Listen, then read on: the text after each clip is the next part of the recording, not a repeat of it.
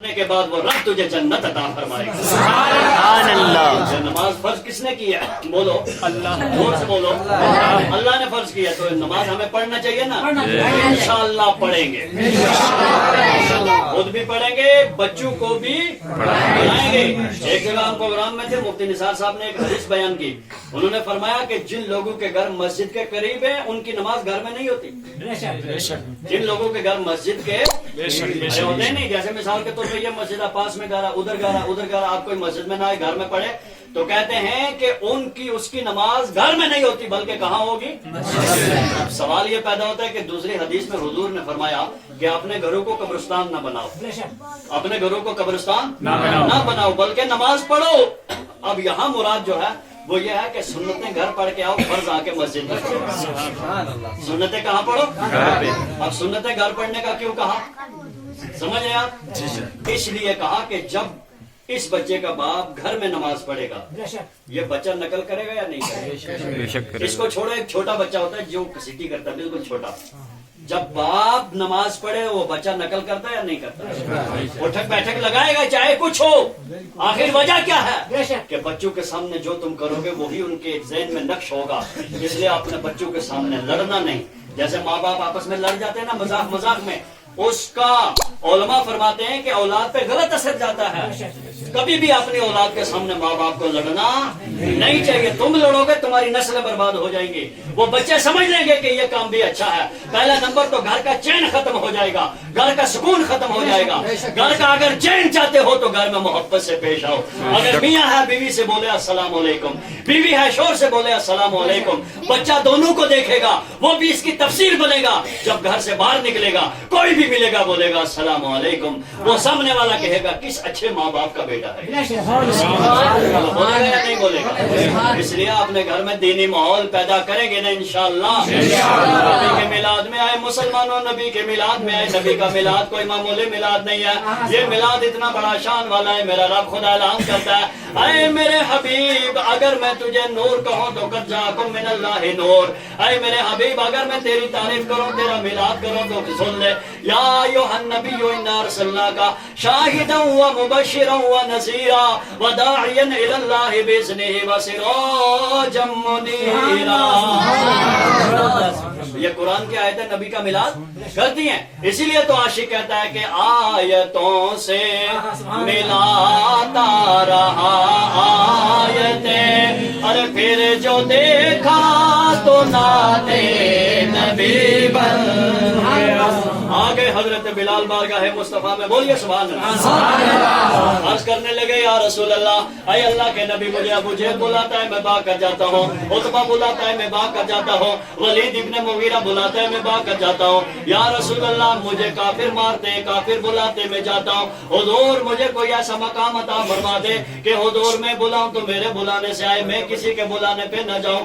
میرے نبی مسکرائے اور مسکرانے کے بعد سرکار نے فرمایا بلال کلمہ پڑھو، پڑھا کلمہ لا الہ الا اللہ محمد رسول اللہ۔ جب کلمہ پڑھا میرے نبی نے فرمایا بلال اس سے پہلے تمہیں ابو جہل بلاتا تھا تم بھاگ کر جاتے تھے، عتبہ بلاتا تھا تم بھاگ کر جاتے تھے، ولید ابن مغیرہ بلاتا تھا تم بھاگ کر جاتے تھے، مکے کے کافر بلاتے تھے تم بھاگ کر جاتے تھے، اے بلال اب میں تمہیں وہ مقام دے رہا ہوں، تم بلاؤ گے صدیق اکبر آئیں گے، تم بلاؤ گے فاروق اعظم آئیں گے، تم بلاؤ گے عثمان غنی آئیں گے، تم بلاؤ گے جناب علی آئیں گے، تم بلاؤ گے جناب طلحہ آئیں گے، جناب زبیر آئیں گے، جناب سعد آئیں گے، جناب سعید آئیں گے۔ حضرت بلال فرماتے میں حیران ہو گیا آخر کون سا وقت ہوگا کہ میرے بلانے سے صدیقین کا سردار صدیق اکبر آئے گا، عادلین کا سردار فاروق اعظم آئے گا، سخیوں کا سردار عثمان غنی آئے گا، بہادروں کا سردار مولا علی آئے گا۔ میرے نبی نے فرمایا بلال اذان پڑھو، بلال نے جب اذان پڑھے حی علی الصلاۃ حی علی الفلاح، جب توحید و رسالت کی مدینہ شریف کی پربہار گلیوں میں جب یہ صدا بلند ہوئی، بلند ہونے پر تو بلال نے جب اذان پوری کی تو تاریخ گواہ دنیا نے دیکھا تھا کہ بلال حبشی کی صدا پر صدیق اکبر بھی آ رہے ہیں، حضرت عمر بھی آ رہے ہیں، بولو سبحان اللہ، سبحان اللہ، سبحان اللہ، عثمان بھی آ رہے ہیں، حضرت علی بھی آ رہے ہیں، حضرت طلحہ بھی آ رہے ہیں، حضرت زبیر بھی آ رہے ہیں، حضرت سعد بھی آ رہے ہیں، حضرت سعید بھی آ رہے ہیں، حضرت یاسر بھی آ رہے ہیں، سارے صحابہ مسجد نبوی भी में सर सजूद होने के लिए आ रहे हैं। बिलाल ने जब अपना ये मकाम देखा, अरे कदम मुस्तफा को चूम कर बोले, या रसूल अल्लाह, जब तक बिके न थे कोई पूछता न था, तूने मुझे खरीद कर अनमोल कर दिया। अब बताओ है कोई जो बिलाल की कीमत लगाए? सुभान अल्लाह। कोई लगा सकता है? नहीं लगा सकता।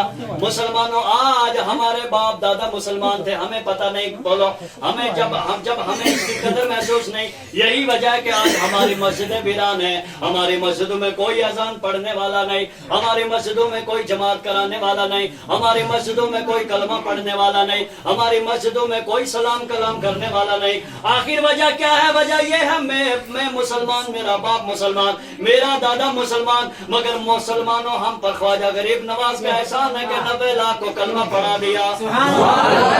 आज हम मुसलमान हैं, हमें कदर नहीं है। मगर हजरत बिलाल से पूछो, ऐ बिलाल तूने इस्लाम को कैसे जाना? उमैया बिन खल्फ सड़ा हुआ काफिर इतना बड़ा जालिम था कि कांटादार डंडा लेकर उस डंडे से हजरत बिलाल के जिस्म के कपड़े उतार के मारता था और अंगार जला जला कर हजरत बिलाल को उस पे ऊपर लिटा लिटा कर मारता। यहाँ तक तारीख में आया कि हजरत बिलाल के जिस्म से खून निकलता और उस खून की वजह से अंगार बुझना शुरू हो जाते, मगर बिलाल अल्लाह का नाम नहीं छोड़ते, बिलाल अल्लाह के रसूल का नाम नहीं छोड़ते। कहा बिलाल रब को अहद अहद कहने से बाज आ जा।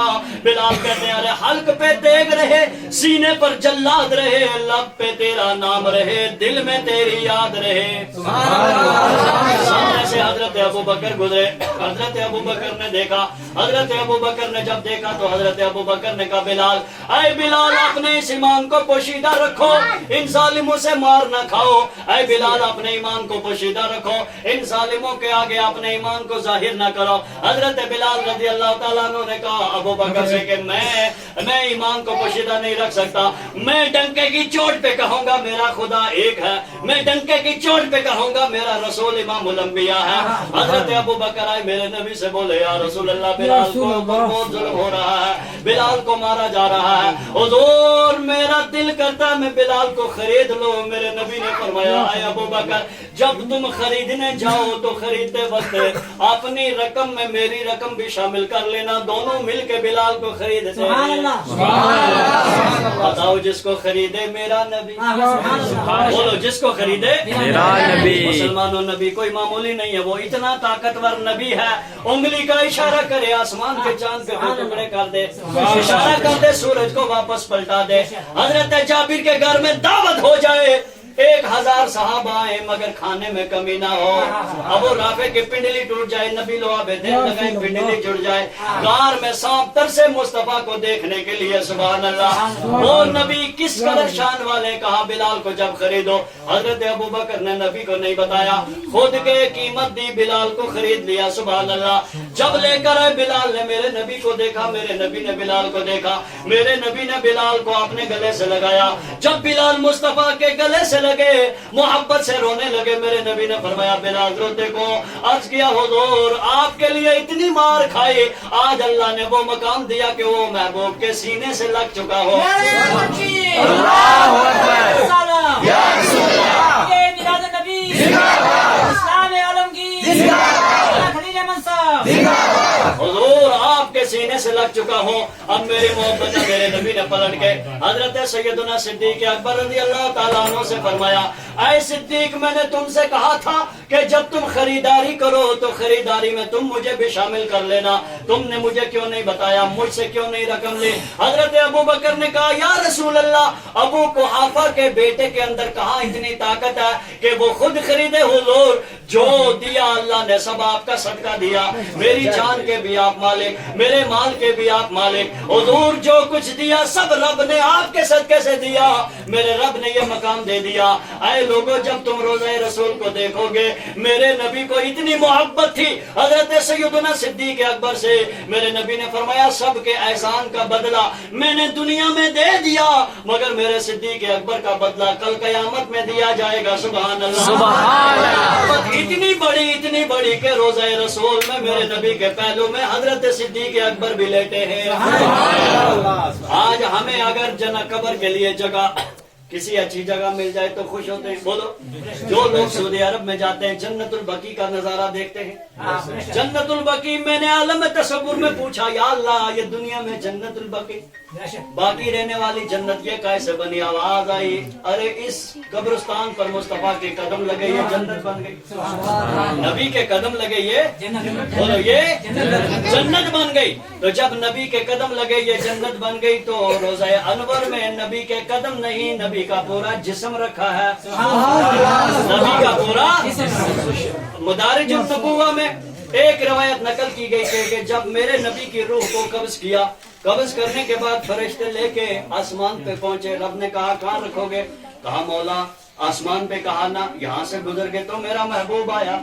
चलते चलते लोहे महफूज अर्श कुर्सी तक पहुंचे। कहा यहाँ से गुजर के मेरा हबीब आ गया। कहा मौला कहाँ रखे? कहा जहाँ से निकाल के लाए वहीं वापस दोबारा रख, वहीं रख दो।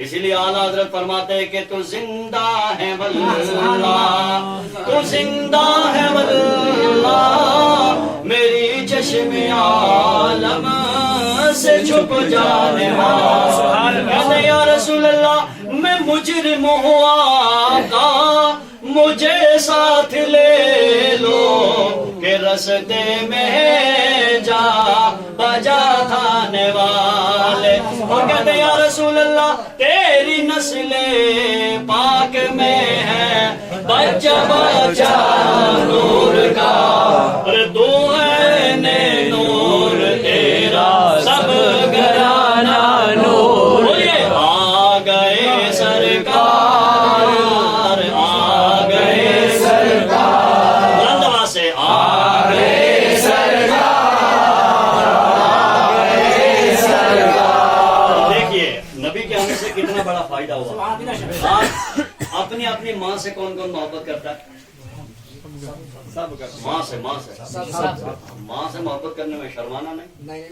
हाँ, अगर मैं कहूँ बीवी से कौन कौन, तो जिसने शादी नहीं की उनके हाथ भी खड़े हो जाए। लेकिन माँ बहुत बड़ी नियामत है। बोलो माँ जैसी नियामत है। अच्छा बीवी से मोहब्बत करना नाजायज नहीं है? अरे मियाँ बीवी की मोहब्बत शरीयत ने जायज रखी है। मोहब्बत नहीं करोगे तो लड़ोगे, लड़ोगे तो तलाक, तलाक हुई तो खानदान बर्बाद। मोहब्बत तो वहां भी करनी है, मगर उतनी करनी जितनी जरूरत है। बोलो जितनी करनी जितनी। अगर कोई मोहब्बत करते करते कि आप तो मेरी माँ जैसी हैं, फट तलाक हो जाएगी। माँ का अपना मकाम, बीवी का अपना मकाम। लेकिन देखो मेरे नबी ने फरमाया अल जन्नतु तहता अक़दामि उम्महातिकुम, जन्नत तुम्हारी माँ के कदमों के नीचे। जन्नत कहाँ है? माँ के कदमों के नीचे। अब जिसकी माँ दुनिया में नहीं, अल्लाह इस मिलाद के सदके से उसकी माँ की बख्शिश फरमाए, आमीन। माँ की बख्शिश फरमाए। और जिनकी बाहयात हैं अल्लाह उनकी उम्रें लंबी रखे। अपने माँ बाप की खिदमत करो, खिदमत करेंगे तो इसी में हमारे लिए सब कुछ है। अगर माँ बाप नाराज हैं तो आप कहीं भी चले जाओ, काम चलने वाला। अब कुरान में जिनका जिक्र आ गया वा बिल वालिदैन इहसाना, अपने माँ बाप के साथ अच्छा सलूक करो, तो और क्या चाहिए? उफ वाला तनहर हुमा, कि अपने माँ बाप के सामने उफ तक भी न। इसकी शरह में लिखते हुए यहाँ तक मुफस्सिरीन ने लिखा कि अगर बाप इतना बूढ़ा हो गया, इतना बूढ़ा हो गया कि उसका पेशाब कपड़ों में निकल गया। अब गंदगी से बंदे को नफरत होती है या नहीं? अब बेटा बाप की निजासत को साफ करने के लिए अगर अपने चेहरे पे कपड़ा बांधे, तो वो नफरत उस निजासत से करता है या बाप से करता है? बोलो बाप से। अरे गंदगी से करता है, निजासत से करता है। बाप से कहाँ मोहब्बत, वो नफरत करेगा। वो नफरत किससे करता है? निजासत। जो गंदगी है ना निकली कपड़ों में, ऐसे बहुत सारे बाप होते हैं, बुजुर्ग हो गए बेचारे, चल नहीं सकते, बीमार हैं, तो वो नफरत जो उसने अपने चेहरे पे कपड़ा बांधा, वो बाप की नफरत की वजह से नहीं बल्कि गंदगी की बदबू की वजह से। तो इसकी शरह में लिखने वालों ने यहाँ तक लिखा कि वो कपड़ा तक ना बांधे, इसलिए कि अगर वो कपड़ा बांधेगा हो सकता है कि बाप के दिल में ये गुमान आए कि शायद ये मुझसे नफरत करता है, तो उसके इस सोच से हमारी आखिरत बर्बाद हो सकती है। इसलिए मुसलमानों, इस्लाम जैसा मजहब कहाँ मिलेगा यार? बोलो, इस्लाम के अलावा दूसरे लोगों के माँ बाप बूढ़े हो जाते हैं, लेकिन मुसाफिर खानों में छोड़ आते हैं, कोई जाता ही नहीं कि हैं भी या नहीं है। मगर इस्लाम ऐसा मजहब है कहता है कि माँ बाप के कदमों में तुम्हारे लिए जन्नत है, इनकी खिदमत करो, तुम इनके ऊपर खर्च करो, इसलिए कि ये तुम्हारे माँ बाप हैं, और इसलिए कि पूरी जिंदगी बंदा अल्लाह की इबादत करे, इबादत का हक अदा नहीं हो सकता, और पूरी जिंदगी बंदा माँ बाप की खिदमत करे तो माँ बाप की खिदमत का हक भी अदा नहीं हो सकता। इस पर अगर इजाजत हो तो मैं आपको बताऊं, हजरत ख्वाजा गरीब नवाज हज करने के लिए गए, सुभान अल्लाह, कहाँ गए? खाना काबा का तवाफ कर रहे थे, आपने देखा खाना काबा का गिलाफ पकड़ के एक बंदा रो रहा है, या अल्लाह मुझे माफ कर, या अल्लाह मुझे माफ कर। गैब से आवाज आती है, तुझे माफ नहीं किया जाएगा। ख्वाजा गरीब नवाज ने अपने चक्कर पूरे किए, उस बंदे से कहा इधर आ मेरी बात सुन। कहा क्या हुआ? कहा तू कब से यहाँ खड़ा? कहने लगा 26 साल हो गए मैं यहीं गिलाफ पकड़ के खड़ा हूँ, रो रहा हूँ, मगर आवाज यही आती है कि तुझे माफ। हजरत ख्वाजा गरीब नवाज हैरान हो गए, 26 साल जो बंदा खड़ा है, जाहिर बात है कि खौफ इलाही से वो कभी सोया भी तो नहीं, खाया भी तो नहीं, क्योंकि जब डर होता है ना, डर, मिसाल के तौर पे खुदा न करे हम लोग यहाँ जो बैठे हैं, अगर हमारे हाथ से धोखे में किसी का कत्ल हो जाए तो आप कत्ल करके बिरयानी खाओगे? बोलो। अगर नहीं भी मरा, किसी ने फोन करके कह दिया कि अभी जिससे तेरी लड़ाई हुई वो बंदा मर गया, तो बगैर तहकीक के पूरी रात आप सुकून से नहीं सो सकते। जितने बड़े जालिम हो सुकून से नहीं सो सकते, टेंशन, एकदम अपना लीवर हाई हो गया, अरे मैंने क्या कर दिया यार, कत्ल केस में फंस गया, 15-20 साल मेरा रगड़ा लग गया, बच्चे कहाँ के, बीवी खानदान सब भूल गया उस वक्त। बार बार पानी पिएगा मगर सुकून मिलेगा? बोलो, सुकून मिलेगा? ये तो एक दुनियावी खौफ है। उस रब का खौफ किस कदर होगा? उस रब वादा शरीफ जो कहता है इन्ना बदशा रब्बी का शदीद, तेरे रब की पकड़ बहुत सख्त है।